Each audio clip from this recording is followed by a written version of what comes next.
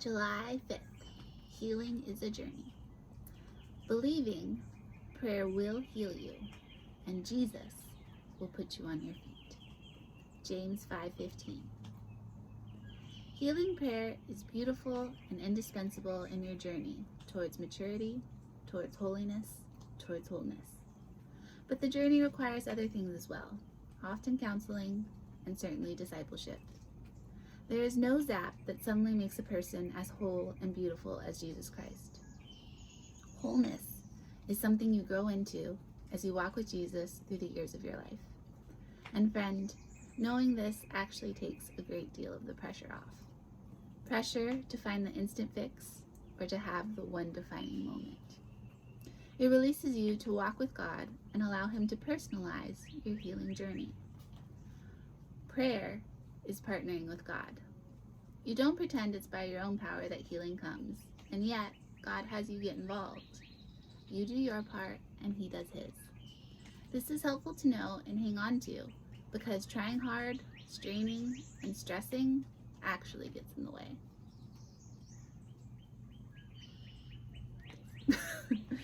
Nothing helps healing prayer more than having some personal experience of seeing it happen.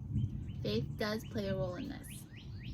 Nothing overcomes unbelief like seeing it happen for yourself, even more so as a result of your own prayers. So present yourself to God. Partner with Him as you step forward in faith and in prayer. Be honest now. Do you believe God heals? How strong is that belief these days? Maybe you need to ask Jesus to help your unbelief. And for this, we can turn to Mark 9:24. The power of faith over a demon. When they came to the disciples, they saw a large crowd around them, and scribes disputing with them.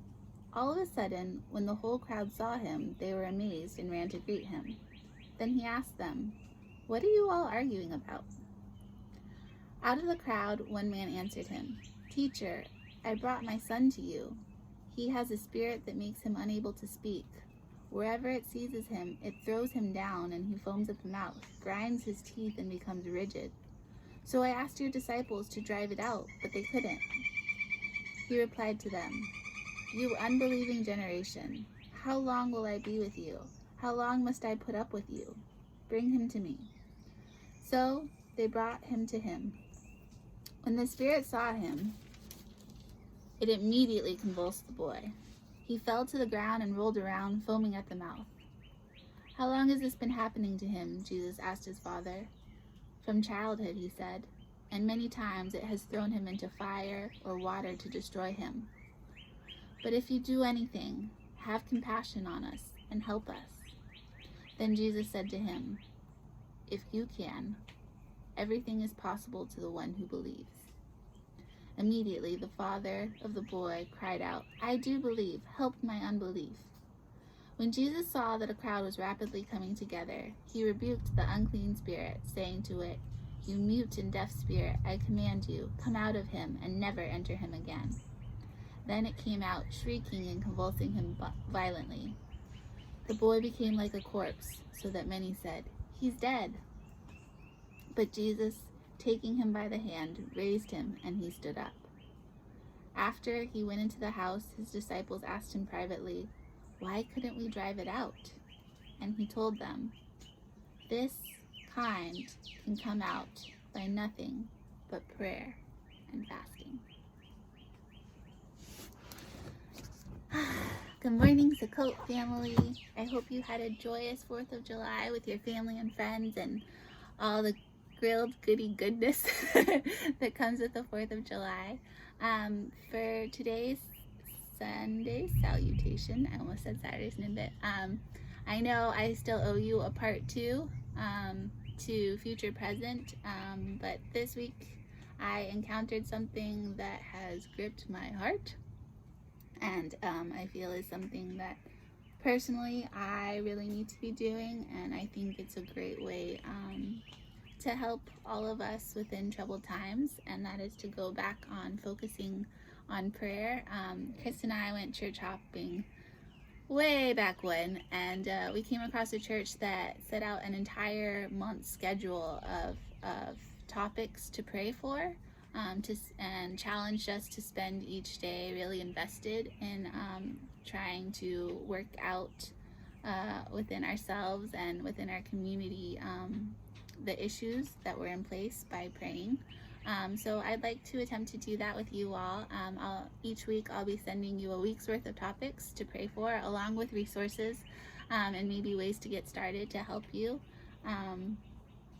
But like our devotional said, prayer is partnering with God. It's a step in establishing your faith and combating the unbelief, the dismay, and it's a part of discipleship that has to be a regular part of Christian livelihood.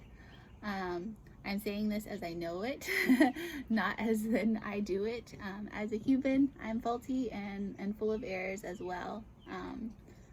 But there are some things I'd like to address within the future. Good things, healing things. But in order to do this, I think this is a good place to start. And our wonderful Mr. Dale actually had a Sukkot dinner with us, and he focused on how can I improve my prayer life. And he wrote this incredible guide of all these different resources and things to look at. So I'm going to scan this and share this with you all. But I want to start with this tight-knit, helpful group, how I can improve my prayer life. Remember, there are no set rules. Use whatever resources are available, tailor it to work for you, take whatever time you need, constantly ask God and the Holy Spirit to enter and guide you, change it up, be ready at any time to pray, make yourself available, and pray without ceasing. So, I hope you all are well and doing well, and I love you all, and have a great Sunday. And if you need help, if there's anything I can do to help you, please let me know. Chris ditto, or anybody else in the group, all has valuable insight and resources that are far beyond what an individual can do. So I ask you to reach out to each other and talk it out if you need. Ask for suggestions. This devotional, that Restoration Year by John Eldridge, we still have a ton of these. If you want one, please let us know. If you want more to hand out, please let us know. If you need the link so you can buy your own, please let us know. But this is definitely God's timing, because Chris and I have been in great discussion about what we should be doing, and I turned to prayer, and this morning is on prayer. Tomorrow, July 6th, is talking about praying daily. And actually in the back of the book, there is a daily prayer. And this daily prayer is 5 pages long. So I believe, I haven't looked at it yet, but I believe it's highly in-depth and probably has a lot of good things to pull out and to incorporate, at least to get started within your prayer before it comes out naturally channeled by the Holy Spirit. But anyway, just want to say happy Sunday, love you, and see you all soon.